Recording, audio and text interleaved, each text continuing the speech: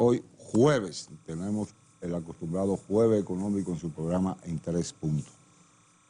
Ezequiel Molina y Lizardo, Luis Manuel Piantini, que hoy lo tenemos de vuelta después de unas vacaciones, sí, de vuelta presencial después de unas amenas vacaciones que le pagó el programa. Sí, como, y desde la ciudad siempre. Y desde la Ciudad del Sol al doctor Roberto Argüello. Así que bienvenido a su programa En 3 Puntos. Buenas noches. Buenas noches, muy buenas noches, amigos televidentes. Pueblo dominicano. Pueblo dominicano. Un placer estar con ustedes de nuevo, después de haber pasado varios acontecimientos de salud, entre ellos el COVID, pero fueron superados gracias al Señor, que me lo bendice a todos y a este pueblo. Te pasaste 31 con COVID tú. Gracias a la Virgen de la Altagracia, que mañana conmemoramos los 100 años de su coronación, sí. ¿No? Nuestra patrona. Sí. Bueno, y una noticia muy triste que tuve hoy que me quiero compartir con ustedes, que es el fallecimiento de nuestro querido amigo y hermano Carlos Dores y Cabral. Doctor Carlos Dores y Cabral. Una persona, un ser humano de una calidad, de una integridad 100%. Entonces quiero, pues, darle la condolencia a sus familiares, sus hijos, demás. Así es, nosotros nos unimos porque realmente Carlos Dores Cabral fue de los primeros, profesor de la Escuela de Sociología, fue de los primeros sociólogos que tuvo la República Dominicana y tuvo una vida política y económica muy activa, socialmente hablando, porque él fue miembro del Comité Central y de su fundador del Partido Comunista Dominicano, por un lado, pero por el otro lado fue asesor en materia de sociología de muchas empresas y también fue asesor de muchos gobiernos en términos sociológicos. No, y ya él había traspasado la parte esa de... A llevar las ejecutorias del gobierno en términos sociológicos, sí. Porque fue un... Él tenía oficina en Palacio. Sí, él tenía oficina en el Palacio, pero también era un profesional de la sociología de muy alta valoración, sí, en América Latina y en República Dominicana. Así es que un ser humano de excepción, señor. Claro, pasa a sus rectos y conformidad a sus familiares. Pero, chicos, Roberto Argüello. ¿Qué tal, Javier, Ezequiel y Luis Manuel? Siempre un gusto estar con ustedes en este gran programa de 3 Puntos. Y indudablemente que nos hace falta Flavio. Así es. Sí, vamos a empezar con Roberto. Empecemos con Roberto también. Yo creo que ya terminó. Ya el Señor le pasó la mano y lo sanó. Eso ya está del otro lado. Lo que le va a partir del martes. Bueno. Roberto, bueno, el presidente... Si quieren, hacemos un pequeño resumen de lo que está sucediendo en Estados Unidos y su efecto en República Dominicana. Correcto. Dale. El día de hoy, el presidente Biden cumple un año de ser presidente de Estados Unidos, de haber asumido la presidencia, y tiene los ratings más bajos de un presidente, tal vez desde Jimmy Carter, que fue un presidente que fue derrotado de una forma increíble por Ronald Reagan. Si Joe Biden continúa como va a pasar lo mismo en 3 años. Y eso se debe a que la inflación está encima del 7%, el costo de la gasolina se ha subido un 50%. El pueblo americano está sintiendo esto cuando va al supermercado, cuando va a los mercados, cuando compra camisas, pantalones, las señoras compran sus vestidos. Se está sintiendo la inflación en los Estados Unidos y el pueblo de los Estados Unidos está muy enojado.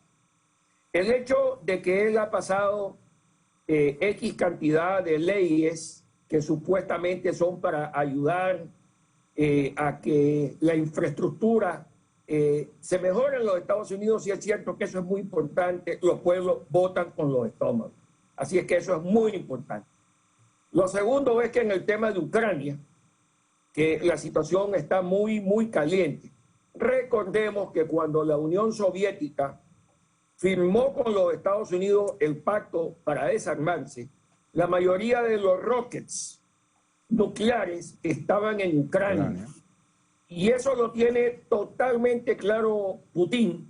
Y Putin está en una situación de que quiere anexar a toda costa Ucrania, de esa forma recobrando la grandeza que había de la Unión Soviética. Y se ha dado cuenta también de que Alemania está total y absolutamente dependiente del gas ruso. Y Alemania, que es la gran potencia dentro de Europa, no va a poder hacer absolutamente nada en el caso de que él invada Ucrania. Y sí es cierto que el presidente Biden ha salido diciendo que van a haber consecuencias muy fuertes contra Rusia. Lo cierto es que el gran socio que se llama Alemania va a tener que tener un enorme cuidado porque los rusos le pueden apagar el gas y se congela todo Alemania. Pero Roberto, sí. Ahí la prensa norteamericana, una parte de ella, está atacando fuertemente a Biden porque él dijo en una conferencia de prensa como que si Ucrania invade, pues y se coge una parte, no hay ningún problema. Mira, no es que la prensa esté atacando. Rusia invade a Ucrania y se coge una parte de... Luis Manuel, la prensa en los Estados Unidos son como pirañas. El que esté en el poder lo van a picar. Bueno, así pero que, ese fue Biden que en una declaración que hizo en la prensa, parece que había alguna entrevista o algo, una rueda de prensa, algo hubo, y él deslizó eso, como que los americanos no harían nada si Rusia incursiona en Ucrania y se coge un pedazo. Ok, lo que pasa es lo siguiente, y este es el análisis. El pescado se pesca cuando abre la boca y se trae el anzuelo. Y el que habla y habla y habla se va a equivocar. Y el día de ayer Joe Biden, para demostrar que está en sus capacidades físicas, dio una conferencia de prensa de 2 horas. La persona que habla 2 horas se va a enredar. Y eso fue exactamente lo que le pasó a Joe Biden. Y te recuerdo que Joe Biden de vez en cuando se le resbala la lengua. Y muchas veces sus pensamientos van más rápido que la lengua y de pronto la lengua se equivoca. Y eso fue lo que le pasó el día de ayer. Así es que esa fue una enorme equivocación de dar una conferencia de prensa de 2 horas, haber hablado 2 horas sin haber tenido una agenda, y entonces se equivocó. Y creo que cometió un grave error porque pone en peligro a Ucrania. Eso es bueno que se aprenda aquí también. Pero hay un detalle importante, Roberto, y es que tanto si Rusia invade a Ucrania, acuérdate que ya Ucrania hace unos pocos años perdió la península de Crimea. Eso significa estratégicamente que Putin está ampliando a lo que fue la Unión Soviética. No. Lo que fue territorialmente hablando. Territorialmente hablando, porque la península de Crimea se la anexó Putin. Incluso le hizo un puente y lo inauguró de Rusia a Crimea. Se la tuvo que anexar. Se la tuvo que anexar, pero ahí es que está el gas. Rusia antes. Ajá, pero antes de la Segunda Guerra Mundial, esa parte era parte rusa, de Rusia. todo. Perdón. Esa parte, cuando hablamos delante de la Segunda Guerra Mundial. Lo que pasa es que si se le quieren quitar el acceso al mal. Pero perdón. Cuando hablamos de la Unión Soviética, acuérdate que la Unión Soviética era el único país que tenía presencia en 2 continentes. Y Ucrania ni existía en esa época. No, y Ucrania como país, ni Georgia como país, ni Crimea como Estado federado existían. Entonces, ni tampoco Turkmenistán y todo lo que acaba de pasar ahora en el Asia. Lo que quiero decir con esto es que ya cuando cae el muro de Berlín y entra Rusia solamente como Rusia y se rompe la Federación Rusa o la Unión Soviética, surgen como 14 países. 16. Bueno, me equivoqué por 2, pero estamos hablando de memoria. Entonces, al surgir 16 países, ¿Qué significa eso? Que Putin quiere volver a coger los territorios de esos países. Con Crimea primero, fue Crimea. Chechenia no lo dejó ser independiente. Está bien, pero no por es el así. gas, estamos hablando del gas. Porque todo está tiene... pensando en la Rusia imperial también, zarista también. No es así. Lo que pasa es que si tú le quieres quitar a Rusia ese acceso a esa parte del mar que querían con Crimea, Estados Unidos quería hacerle su truco. No, eso es más mío que tuyo. Es que hay que entenderlo eso. Esa amenaza de Venezuela. Esa amenaza de Venezuela y de México, eso no pasa a ser de amenaza, y de Cuba, perdón. No pasa a ser amenaza. Lo único que Putin dijo bien claro. A Estados Unidos le encantaría ¿Qué amenaza de México y de Venezuela? Porque la gente no entiende. Y de Cuba. La amenaza de tener base militar. Pero que explícalo porque la gente... La amenaza de Putin de tener base militar en Venezuela y en Cuba, él no es más que pasa de amenaza porque él lo dijo muy claro. ¿Le gustaría a Estados Unidos que tuviera base militar en Canadá o en México? Aquí no me van a poner base militar cerca de mí. Es simple. O sea, ustedes quieren poner algo, yo también voy a poner lo mío. Eso es un asunto geopolítico. Bueno, Roberto, no le estamos dando razón a nadie. Sí, fue que usted lo interrumpió, amigo. Usted que lo interrumpió. Claro. Roberto, continúa, Roberto. Sí, pero yo quería hacer el doble play que viene. Es que los chinos están viendo qué va a pasar en Ucrania. Exacto. Claro. ¿Y cuál es el zarpazo que pensar que van a dar los chinos después que los rusos? ¿Perdón? Taiwán. Bueno, así es que los chinos y los rusos están hablados. Sí. ¿Verdad? Sí. Voy a hacer el 1-2. 1-2. Ahí vas a ver. Así mismo es. Así mismo es. Este es el momento. Mira, si duran 2 años para agarrarse ya Taiwán, los chinos es mucho. Es mucho. Ahora, Roberto, te hago una pregunta. ¿Cuántos ucranianos asumen y aceptan que Ucrania y Rusia son 2 países diferentes? Yo no sé la estadística, pero según estaba leyendo, que hay un 20 o 30% de la población de Ucrania que son rusos. Son el 40%. Eso te iba a decir, el 40% de origen ruso. De origen, y son rusos. Sí, de origen ruso. Ellos son rusos. Es como los taiwaneses. Los taiwaneses son chinos. De origen chino, sí. Vamos a estar claros en eso. O sea, no estoy diciendo que tenga derecho China para que no me interpreten lo diferente. Pero los ucranianos, el 40% son rusos. Pero bueno, estamos de acuerdo. Casualmente, sigue, Roberto. Casualmente un problema que hay, que Putin lo señala, es de que el presidente actual de Ucrania ha dicho que ya no, las escuelas en Ucrania no van a enseñar ruso. Bueno. Y eso tiene totalmente enojado a Putin, ¿verdad? Bueno, ahora, lo más interesante del caso es... Lo más interesante del caso es si Ucrania entra o no entra a la NATO, ¿verdad? Eso es lo que Putin anda buscando de cómo lo evita, porque está diciendo que la NATO va expandiendo su frontera y se la está pegando ya a Rusia. Sí, pero Roberto, seguimos con el tema que está bastante interesante después de la pausa comercial.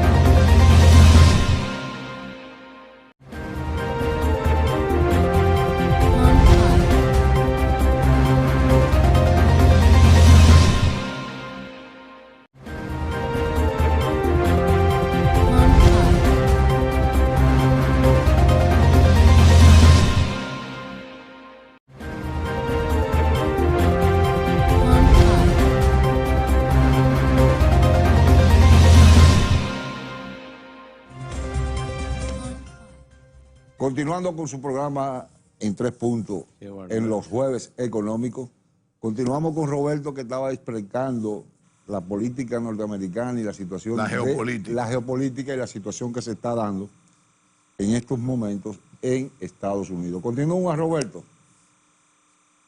Roberto. Bueno, lo que... Sí, ¿me oyen? Sí, sí.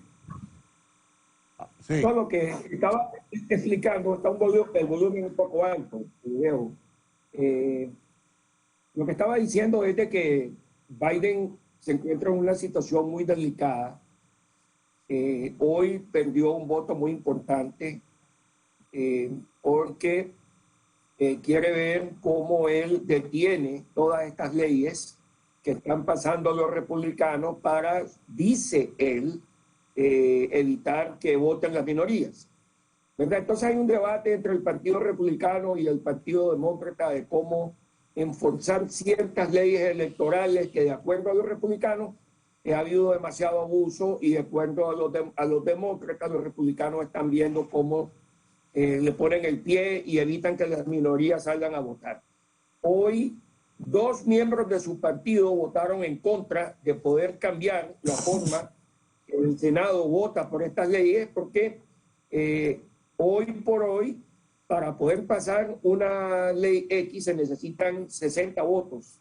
Si es que están todos los partidos, si están los 2 partidos divididos. Y hoy 2 miembros del Partido Demócrata votaron en contra de esa ley. Así es que Biden está muy, muy débil.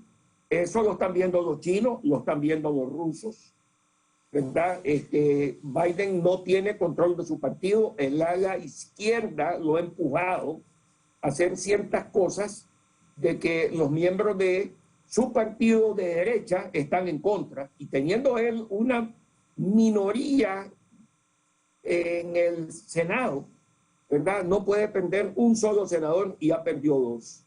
Y todo eso lo están viendo los chinos, ¿verdad? También les quiero decir de que lo están viendo los cubanos, lo está viendo Maduro. Maduro está en mera calle haciéndole muecas a Estados Unidos y no le hacen nada. Ya se dieron cuenta que todas estas sanciones están lejos de perjudicar a Venezuela. Según me estaban contando amigos míos hoy, en Caracas existe todo. Por supuesto, todo muy caro y la mayoría de la gente muriéndose de hambre. Pero el país ha mejorado. Así es que esa es la situación que estamos viviendo en estos momentos aquí en Estados Unidos. Encima de eso, Biden había... Ahora, Roberto, con relación a ese punto, Roberto, lo del filibusterismo, que es a lo que tú te estabas refiriendo, que es la práctica que se usa en el Senado para lo del 60 votos, ¿no? Que lo que querían era derrotar eso, los demócratas. Pero estos 2 senadores demócratas, el de West Virginia, hace rato que había dicho que él no estaba a favor de que eso se derrotara, porque cuando ellos estuvieran en minoría, entonces iban a estar en desventaja también. O sea que no era algo específicamente sobre un tópico o un tema, sino sobre un procedimiento que existe en el Senado. Sí, de acuerdo, pero casualmente hoy, como Biden está en el poder hoy, él quiere ejercer el poder hoy y quiere pasar sus leyes hoy, entonces él está viendo el hoy, no mañana. Por eso es que está actuando así. Ya, ahora, ¿y cómo va la situación energética de Estados Unidos? Porque esto es una cadena. Por ejemplo, Estados Unidos en el gobierno de Trump exportó petróleo, y sin embargo hoy, por una política de Biden proteccionista, supuestamente Estados Unidos es dependiente, y eso se refleja en los precios de todos los productos en Estados Unidos, porque ahí sí se traspasa de una vez. ¿En qué está el presidente con el tema energético en este momento? Muerto de miedo, porque son millones de personas las que manejan y son millones de personas las que están viendo que un tanque de gasolina hoy cuesta 50% más de lo que costaba hace un año, cuando él tenía el poder. Y vuelvo a repetirte, Javier, que el pueblo vota con el estómago. Así es. ¿verdad? El hecho de que van a construir puentes y van mejores carreteras, etcétera, etcétera, etcétera, el pueblo eso le importa, pero le importa más su comida. Y allá y aquí. Y aquí también se come allá con la boca, y aquí. Digo, con el estómago. Y en toda América Latina. Y lo otro que iba a decir es que Biden, cuando entró, dijo que su misión era detener el coronavirus y que para septiembre, estamos hablando el 20 de enero, dijo que para septiembre el coronavirus se acababa. Pues déjame decirte que el coronavirus nunca había estado tan fuerte. Tenemos la suerte, sí, que el Omicron es transmisible de una forma muy rápida, pero afortunadamente a las personas que están vacunadas es como un pequeño resfrío. Pero lo cierto es de que aquí las líneas aéreas en veces han tenido que cortar 2.000 vuelos al día porque no hay personas, o sea, no hay azafatas, no hay pilotos, porque están con el coronavirus. Entonces, la crisis del coronavirus está aquí en los Estados Unidos quedando. Y en las escuelas vi también que había profesores, inclusive en las universidades, también universidades que tenían problemas con los profesores enfermos. Eso es correcto, pero fíjate tú de que ningún político ha dicho que hay que cerrar las escuelas, porque el que dice que cierren las escuelas le dan un golpe de Estado aquí en Estados Unidos. Y aprendieron a dar golpes de Estado. Y hablando de golpes de Estado, el día de ayer el fiscal de Nueva York encontró y dijo de que el señor Donald Trump había inflado los balances de sus compañías, ¿verdad? ¿Qué significa eso? Digamos que si un bien vale $1 millón y uno va a un banco dominicano para poder sacar un préstamo, puede ser que el banco le preste 500,000. Pero si él infla ese activo y dice que vale 2 para que le den 1 y miente, entonces aparentemente eso es lo que dice.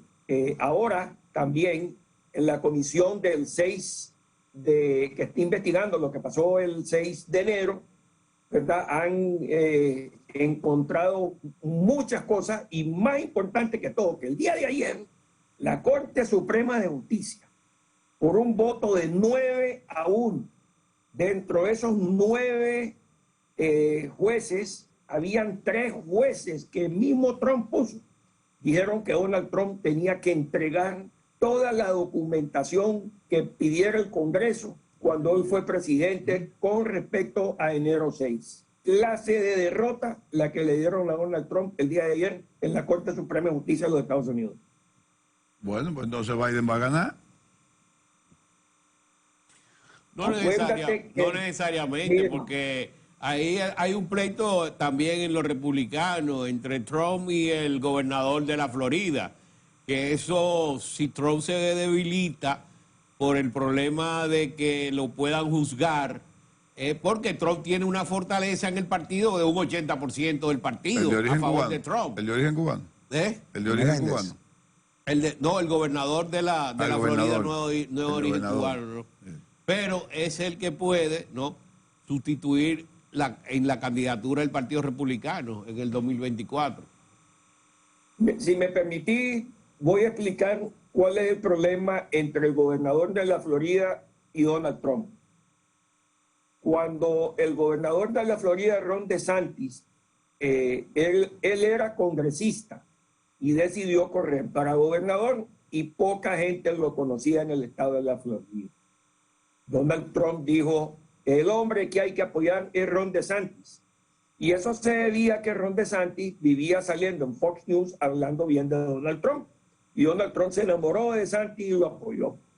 Y Donald Trump ganó con DeSantis aquí. Y les quiero decir que el candidato demócrata, que era un afroamericano muy malo, que terminó casi en la cárcel por droga, perdió por la más mínima diferencia contra DeSantis. Ahora de pronto DeSantis, que es un Trump sin ser Trump, se vuelve una estrella, se da cuenta que es una estrella, y el pecado que ha cometido DeSantis es que no ha dicho que si Donald Trump se lanza para el 2024, él no se lanza. Y como no lo ha dicho, Trump lo ve como traidor. Y tiene sentido que lo vea como traidor, ¿no?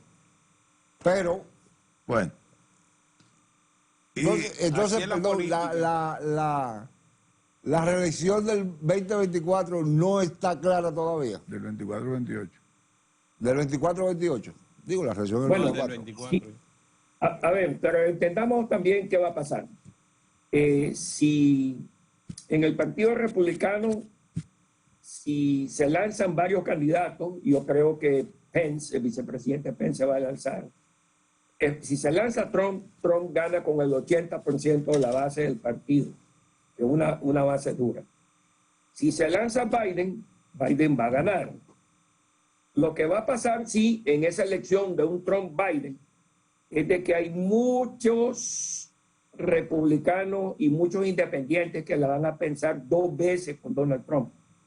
Y el pueblo, dependiendo qué pasa esos 3 años, se va a dar cuenta si tiene hambre o no tiene hambre. Entonces es hambre con Biden o Donald Trump quebrando la democracia. Vamos a ver qué pasa.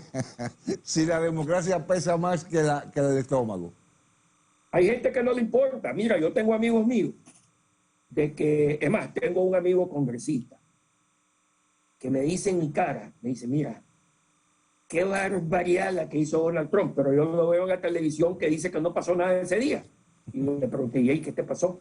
Y me dice, es que si yo salgo diciendo la verdad, pierdo el puesto. No soy tonto, miento. Y dime tú un político que no sea mentiroso. Ya, ahora, aquí vamos a pasar a temas locales y me gustaría que tú participaras también, porque un amigo nuestro quiere hablar del tema de la fiducia, que es un tema candente en la República Dominicana, porque ya ese proyecto de ley fue aprobado en primera lectura por la Cámara de Diputados. Luis Manuel, ¿tú tienes algo que decir? No, yo, el amigo, yo creo que era el otro amigo que quería hablar de esto, que comience ahora, el otro la amigo. fiducia, desde que yo tengo uso de razón, la figura de fiducia va amarrado al tema de, va amarrado al tema de gerencia. Sí. O sea, incluso acuérdate que en la República... Onassi fue uno de los... No, y acuérdate que en la República Dominicana hubo un banco muy famoso que se llamaba Gerencial y Fiduciario, sí, porque eso iba muy ligado, tanto la fiducia como la gerencia. Pero fíjate lo que pasa. Ese instrumento jurídico es muy joven, es de muy poco conocimiento aquí. Es más, la gente ni entiende lo que es.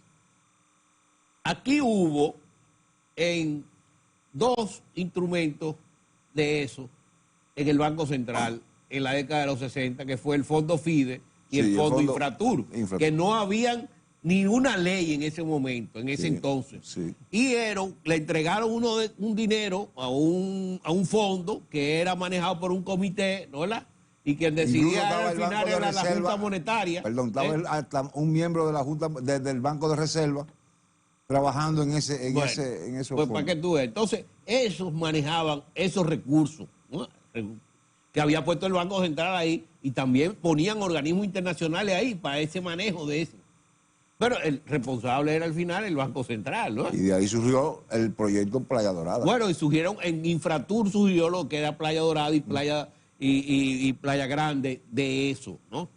Ahora, después de eso, no había ningún instrumento jurídico aquí, una ley, donde tú pudieras hacer un fiduciario privado, ¿no? Para el manejo de esos instrumentos. Entonces, en el 2011 se puso en vigencia una ley aprobada por el Congreso. Pero ahí no existe la figura del fiduciario público, ni del fiduciario estatal, como dice Ezequiel, pero habla del fiduciario del área privada. Ahora, ¿qué es lo que es la fiduciaria? ¿Qué es lo que es la fiduciaria? Para que lo explique, Yo creo que hay que explicar. para que lo explique en el próximo segmento. En el próximo segmento yo te voy a decir qué significa la palabra fiduciaria. Así que vamos arriba y volvemos en breve.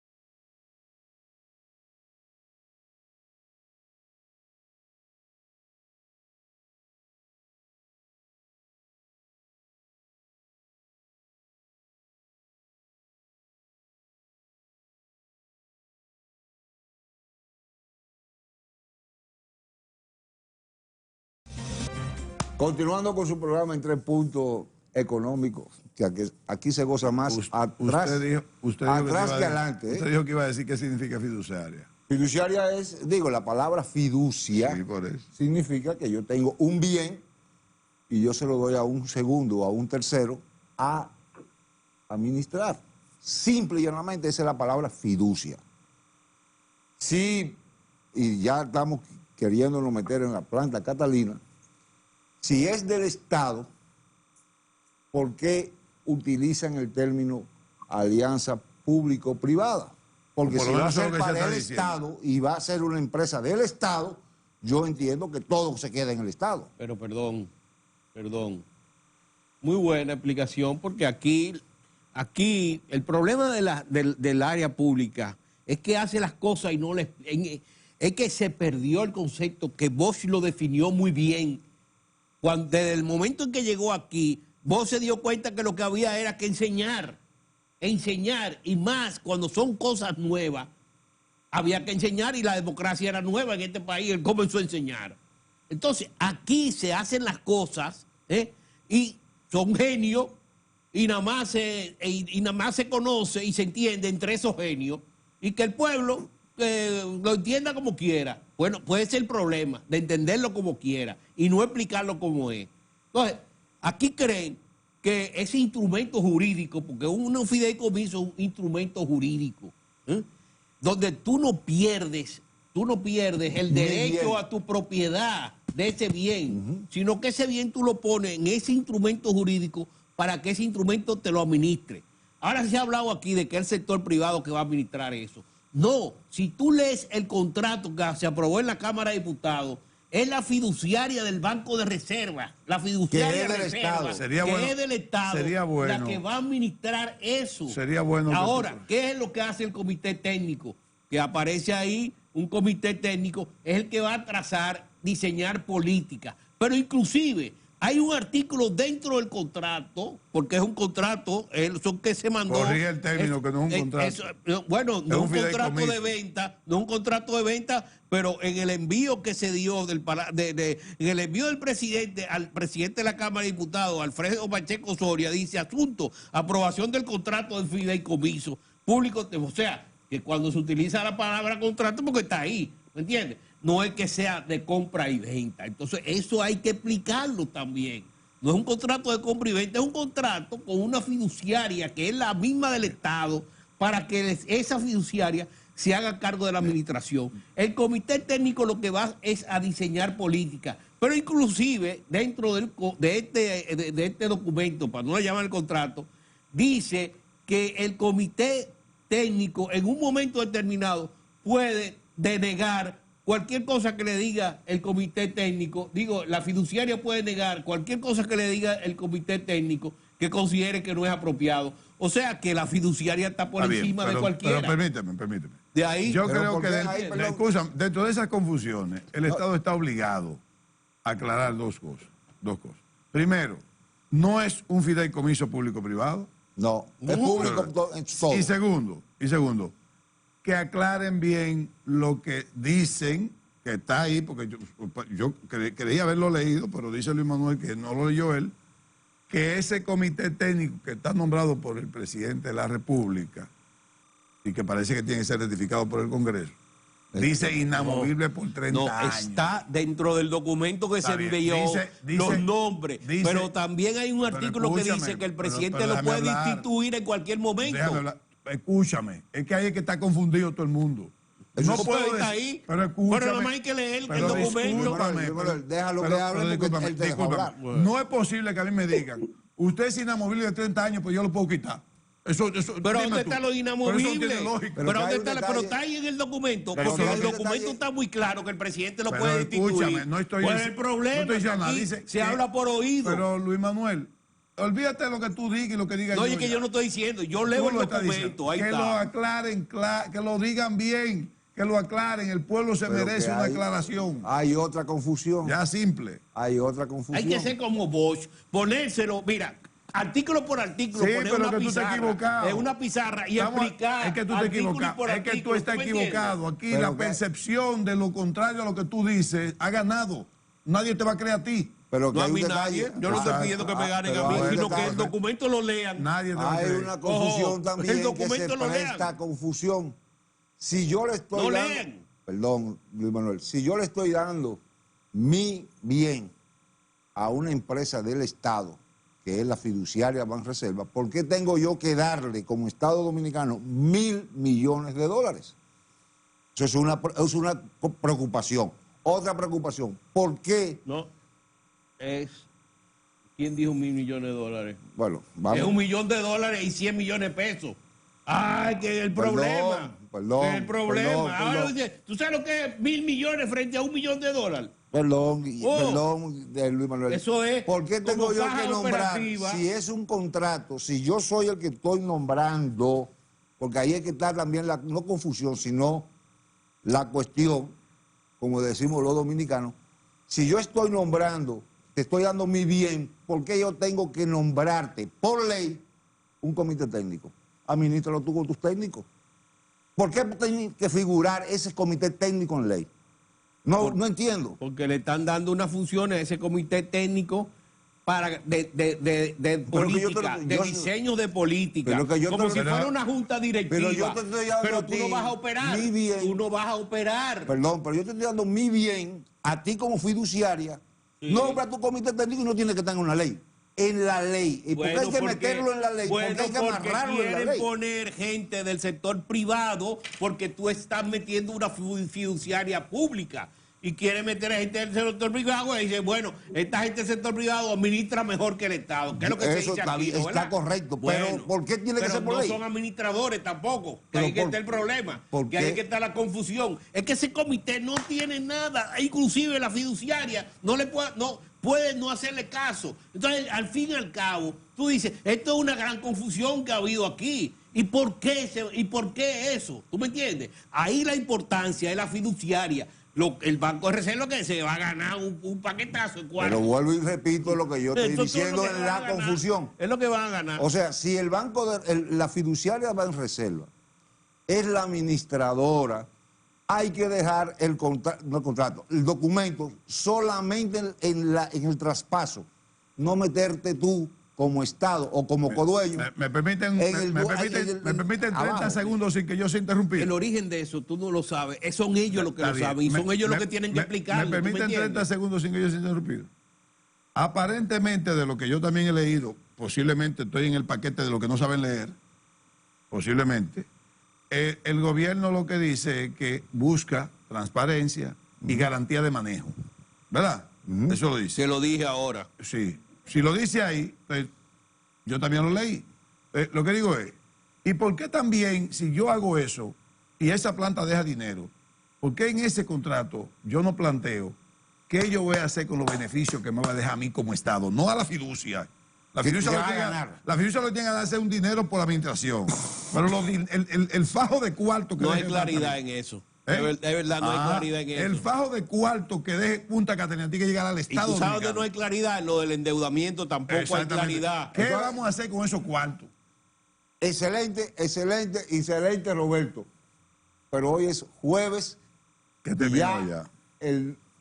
La hora no nos permite seguir. Hay temas muy buenos que podemos continuar la semana que viene. Gracias por acompañarnos en este programa, en 3 Puntos Económicos. Hasta mañana.